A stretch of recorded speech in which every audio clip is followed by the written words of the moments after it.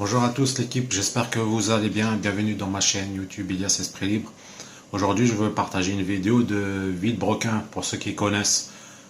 Sinon vous allez voir, vous tapez Villebrequin sur un moteur de recherche de YouTube, vous trouverez. Là je partage une vidéo sur, il fait un essai, parce que chez eux c'est des vrais essais, hein, pour ceux qui connaissent. Hein. Alors là il a essayé une Fiat Panda 4x4 pour les anciens, hein, les générations de 80, 70, 90, ils connaissent Fiat Panda 4x4. Il a fait un essai, mais vraiment un essai en forêt. Je vous dis rien, on se rejoint tout de suite après la vidéo. Je vous laisse regarder la vidéo et rester jusqu'à la fin. Comme ça, je donnerai aussi mon opinion. Et ça fait du bien de remonter aussi en arrière sur les modèles anciens. Et voilà, je donnerai aussi mon point de vue. On se rejoint tout de suite après la vidéo. Je vous laisse regarder. Et avant de mettre la vidéo, comme d'habitude, je floute un peu en mosaïque pour que vous pouvez un peu voir la vidéo, quoi. Parce que voilà, avec les droits, comme je dis toujours, avec le droit à l'auteur et tout ça, voilà, quoi. Et bon, je mettrai quelques extraits. Parce que la vidéo, je pense, elle dure 22 minutes. Après, si vous voulez regarder l'intégralité, vous tapez Villebrequin sur la chaîne YouTube et vous découvrirez l'intégralité, quoi. Je vous laisse, on se dit tout de suite après la vidéo.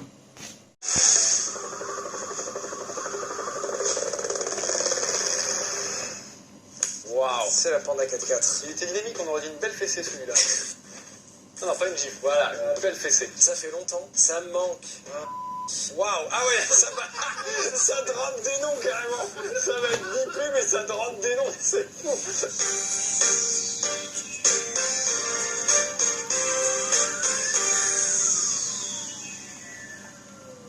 Et bah ouais, aujourd'hui on va faire une voiture moins folle. Alors attention, moins folle, ça dépend sur quel critère. Alors tout à fait. Mais ça fait longtemps qu'on n'avait pas fait des voitures normales, ça nous manque. Hein. Bah en vrai on aime bien, mais c'est juste qu'il faut vraiment trouver à chaque fois la petite perle. Mais c'est ça le truc, c'est que vous nous en proposez plein des voitures normales. Genre le nombre de gens qui nous proposent genre une 207 1,4 litre. Bon c'est bien rigolo, mais on s'en branle, elle a rien amené dans l'histoire. Alors que celle-ci, elle a amené des choses dans l'histoire. Messieurs, dames, voici la Panda 4x4.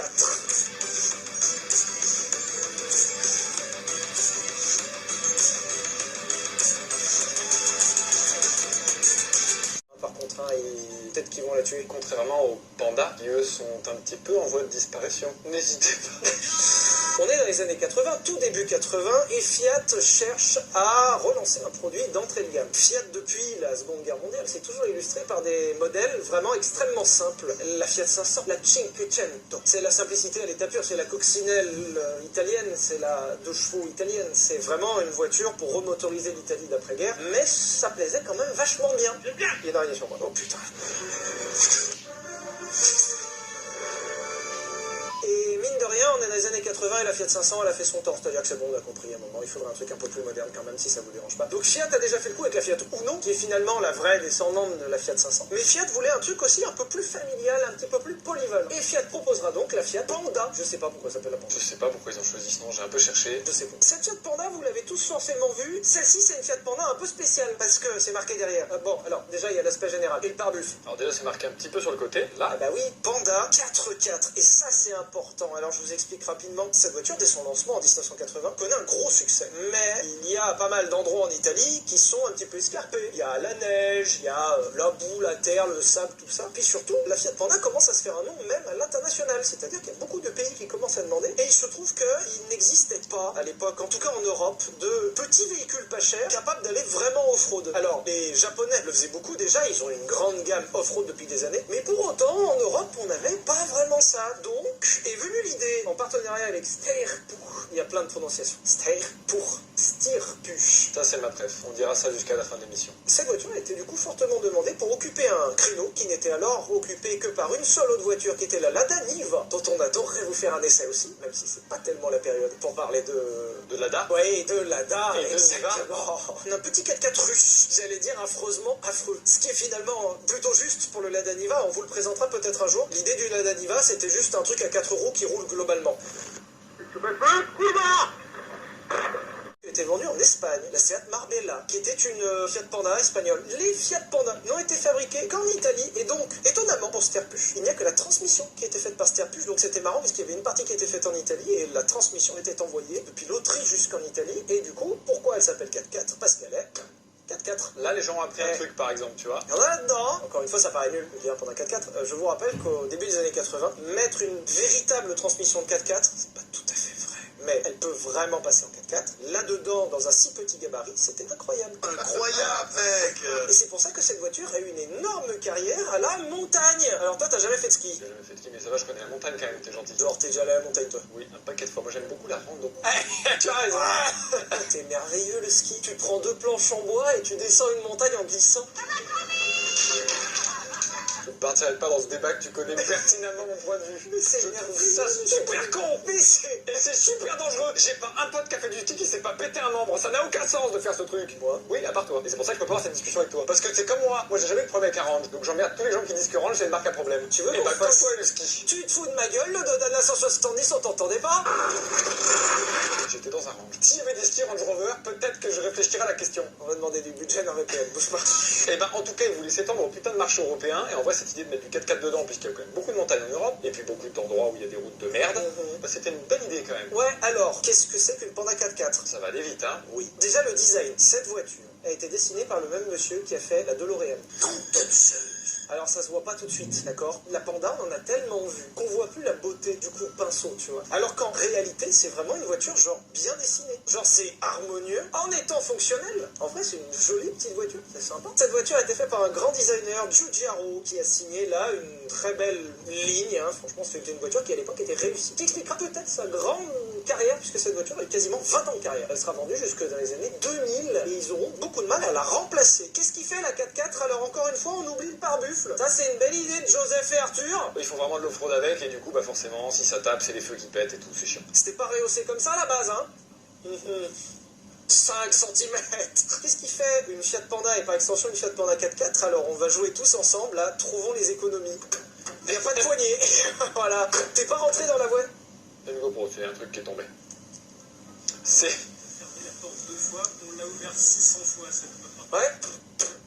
Voilà, c'est bon, c'est réparé. Cette voiture était quand même une voiture destinée à être pas chère du tout. Ce qui fait que ça se voit très très vite. Par exemple, genre, littéralement, ils ont pas mis de poignée, ils ont mis le strict minimum pour que ça coûte moins cher. Mais ça ne s'arrête pas là. Je vous explique. C'est vrai que moi, à l'intérieur, parce que le tableau de bord, il est quand même phénoménal. Ça, c'est la meilleure option de la Fiat Panda. Ça s'appelle un cendrier que tu peux mettre dans ton cul où tu veux. C'est bien simple, le cendrier, il est comme ça. Et en fait, sur le tableau de bord, ils t'ont mis une bande, là, une barre. Et en fait, genre, moi, par exemple, je préfère le cendrier à gauche.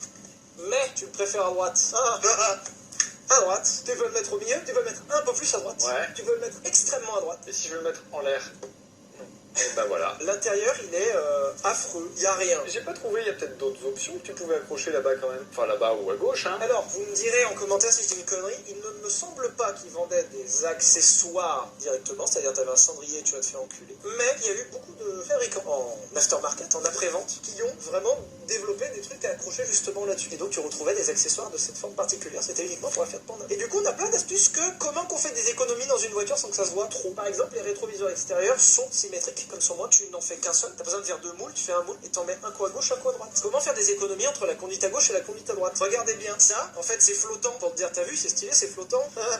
Tu prends ça, tu le visses là, et c'est bon. Et ouais, parce que dans les voitures normales, les tableaux de bord, ils sont asymétriques, donc t'es obligé d'en faire 2. Donc faut faire 2 fois les boutons, faut faire 2 fois les aérations, c'est l'enfer. Les économies sont maximales, et puis surtout, eh ben, y a rien du tout. Il y a rien, hein, quand tu vas la voir, il y a un. Il y a vraiment rien. Alors, c'est drôle, dans la Panda, on retrouve les commodos du deux mêmes côtés. Donc on a les clignots ici, et les phares ici. C'est marrant, donc t'as 3 commodos en fait, tes essuie-glaces. Mais ils sont sur 2 rangées. Je suppose que ça coûtait trop cher de faire des commodos qui allaient en profondeur, donc ils en ont fait 2. Évidemment pas d'airbag, c'est trop vieux. Et alors là, le summum, regarde-moi ce petit écran là.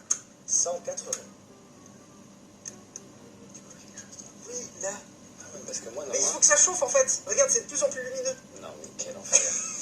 Waouh. Elle a plus de 30 ans. Elle a 40 ans cette voiture. Pas mal en tout cas. Quoi? puis à la mer aussi, hein, finalement, du coup. Et à la mer aussi. Et c'est toujours dans des conditions terribles. Oui. Et le problème, c'est que forcément, bah, pour la conservation des véhicules dans le temps, c'est pas optimal. C'est une voiture qui était reconnue pour rouiller, mais genre tu la regardes, elle a rouillé quoi. Tu la laisses dormir une nuit dehors et rouiller quoi. Oui, mais c'était pas cher. Ah bah c'était pas cher, mais pas longtemps quoi. Elle a été utilisée que dans des conditions pourries. Et ce qui fait que j'ai un véritable souvenir perso. Quand j'étais petit, mes parents m'inscrivaient à l'ESF, à l'école de ski. On avait une année un moniteur de ski qui en avait une. Et il avait littéralement un trou dans le plancher. Mais quand je vous dis trou dans le plancher, c'est-à-dire que sous ses pieds, il y avait le vide. Et en fait, il disait, attention quand vous montez dans la voiture, parce que là, il n'y a plus de plancher. Et c'était trop cool. La belle époque. Bah oui, c'était la belle époque. Aujourd'hui, il y a le contrôle technique. Voilà, monsieur, vous avez un trou dans le plancher, vous pouvez plus rouler. Ce qui est incroyable, c'est qu'on arrive à 35 dans les virages et on a vraiment peur de mourir. On le voit, mon mal à l'aise ou pas? C'est là la conduite de forain, elle est incroyable. Je suis pied dedans. 70, 75. C'est limité à 110, faudra pas qu'on se fasse flasher. Ouais, bah, je crois que ça va aller, ça. 80, je suis à fond. Hein. Elle a l'autorégulateur, en fait. J'enlève le starter pour vraiment avoir tout l'air disponible. 85, 80, un peu moins de poids. 10, 12 et 100 km/h. 100, 110. Le 0 à 110 en moins de 3 semaines. Il y a des colissimo. On va les Tracé, trouver par ici. Ok.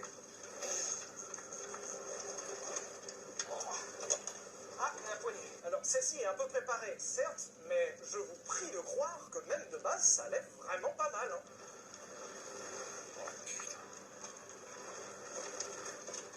On va se prendre un arbre. Oh, là, il est Ouais, là, celui-là. Ça passe dans les Mais oui, ça passe, enfin. Tout jeu. Un petit peu par là. Ça va là. Super. Regardez comme ça passe. Oh, Là. putain. Non, ça passe tout seul. Hein. C'est fou parce que l'apparence de la voiture est si frêle. Tu te dis, mais ça passe nulle part. Et en fait, la réalité, c'est que c'est invincible.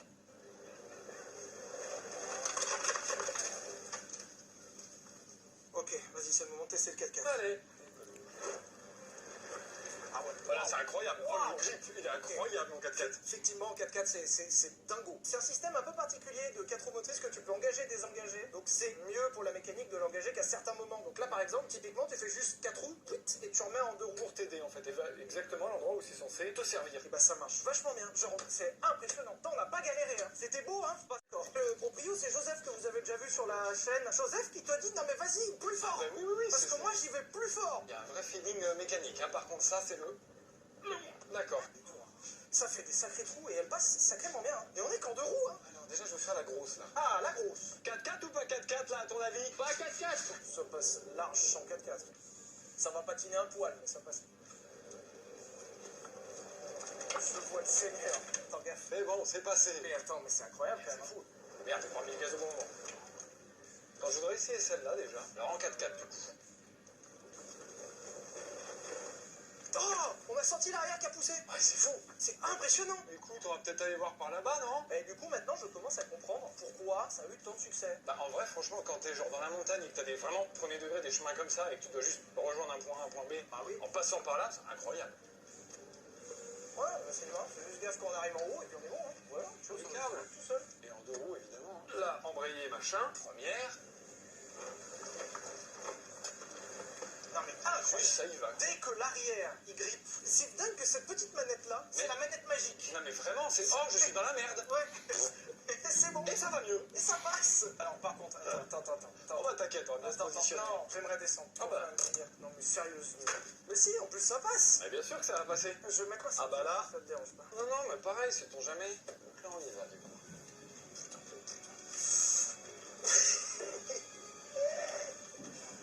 Ok. Et donc là, du coup, je suis censé juste prendre de la vitesse, quoi. Non mais c'est incroyable. Mais c'est fou. En plus c'est passé tranquille. Non mais là, Je n'ai pas forcé. Voilà l'équipe. Les deux là, ils font trop rire. Hein. À chaque fois qu'on fait une vidéo, ils font une vidéo, on passe un sacré moment. Bon, après, voilà, j'ai sous-estimé à une époque Fiat Panda. Hein. Moi, je pensais que voilà, Fiat Panda 4x4, c'était juste arrêt pour le style 4x4. Mais ça fait quand même le taf. Hein. C'était pas cher. Pour les gens qui n'avaient pas les moyens, voilà, ils pouvaient se permettre. Mais après, comme je dis, pour les anciens, nous les anciens, à l'époque, on avait le permis. Et moi, je suis parmi les les personnes que ma première voiture, si on me proposait ça, je réfléchis quand même plusieurs fois avant de l'acheter, parce qu'après il faut aimer le design et tout ça, quoi. Et je sais que c'est une première voiture, ouais, voilà, pour dépanner, mais quand même, quand t'es jeune, tu veux quand même quelque chose un peu, voilà, pas, voilà, quelque chose qui t'aime bien, en fait. Mais j'étais impressionné, hein, quand même, ça fait le travail en forêt, c'est vraiment pas mal, hein. Bon, après, voilà, moi je connaissais des uns qu'ils avaient, après, bon, voilà, ça leur dépannait. Après, ils ont pas trouvé pourquoi ils ont appelé Fiat Panda. Moi aussi, à une époque, quand j'étais jeune, je me disais, mais pourquoi ils ont inventé la marque Fiat Panda. Après, quand j'étais jeune, je me suis dit, ouais, ils ont dû voir traîner un panda en forêt. Ils ont dit, ah, voilà, on va sortir Fiat Panda. Je rigole, je plaisante. Mais bon, voilà. Je veux dire, je voulais partager cette vidéo, voilà, pour les anciens, ça fait rappeler des souvenirs. Après, c'est vrai, il y a à chaque fois des voitures récentes, un peu c'est bien aussi de présenter des anciennes bagnoles. Par contre, là, on parle des anciennes voitures. C'est vrai que avec les normes de maintenant, là, je vais en venir dessus. C'est pour ça que là, on discute un peu. Pour ce qui se rappelle, là, jusqu'à maintenant, les gens qui n'ont pas les moyens peuvent se permettre d'acheter une voiture à 1000 euros, d'après leurs moyens. Mais là, avec leurs normes, là, qui nous cassent la tête. C'est vrai, à chaque vidéo, quand je présente une vidéo, excusez-moi, je parle de ça. Ils nous cassent la tête avec leur électrique, leur hybride, mais les gens, ils ont même pas les moyens. Il y en a même quand ils travaillent, ils ont du mal à rejoindre les deux bouts. Voilà, et nous collent les critères nouveaux. Ouais, on envoie un PV, pas le droit de rouler avec un véhicule à partir de telle et telle année. Mais moi, j'aimerais bien voir ça, hein, parce que les gens qui ont des vieilles voitures et que ça roule bien et que ça pollue pas et que ça leur dépanne pour aller au boulot, je crois pas qu'ils vont lâcher ça du jour au lendemain, hein. C'est à voir, hein, mais c'est pas n'importe qui va te lâcher 15, 20 000 euros, 40 000 ou 50 000 euros, hein, ces tranches-là. Et à 20 000 euros, moi, c'est pour ça qu'il y en a qui se demandent pourquoi je fais plus trop d'essais de véhicules. Voilà, je manque de temps et plus, voilà, et j'ai les personnes qui me prêtent, c'est un peu loin de la région. Et j'ai plus, voilà, c'est pour ça que là, des fois, dès que je trouve une vidéo intéressante d'un influenceur ou autre pas, ou autre vidéo, je partage en fait. Et des fois, je change de contenu. Bon, bref, voilà quoi. On verra bien là où ça mène tout ça. J'espère que tout ira bien pour tout le monde. Et que, voilà, parce que là, des fois, j'y pense. C'est pas n'importe qui va se permettre d'acheter un véhicule électrique ou hybride, hein. Moi, à une époque, quand j'ai essayé la Fiat 500 électrique, elle valait 20 000 euros, autonomie 150 km. Mais tu vas où avec ça? Acheter une baguette et revenir, façon de parler. C'est-à-dire que voilà, tu vas au boulot, t'as plus de courant en fait, pratiquement. Hein, quand je l'avais fait, je me rappelle quand je l'avais essayé, j'ai dû carrément rester dans les alentours, quoi. Je voulais même pas prendre l'autoroute en fait. Mais bon, bref. On verra bien, comme je vous dis, je voulais juste discuter de ça un peu à la fin de la vidéo. Dites-moi ce que vous pensez, ce que je dis là sur l'électrique. Et pour ceux les anciens qui ont une information, ça j'aimerais bien savoir pourquoi ils ont appelé ça Fiat Panda. Pour ceux qui sont au courant, lâchez dans les commentaires.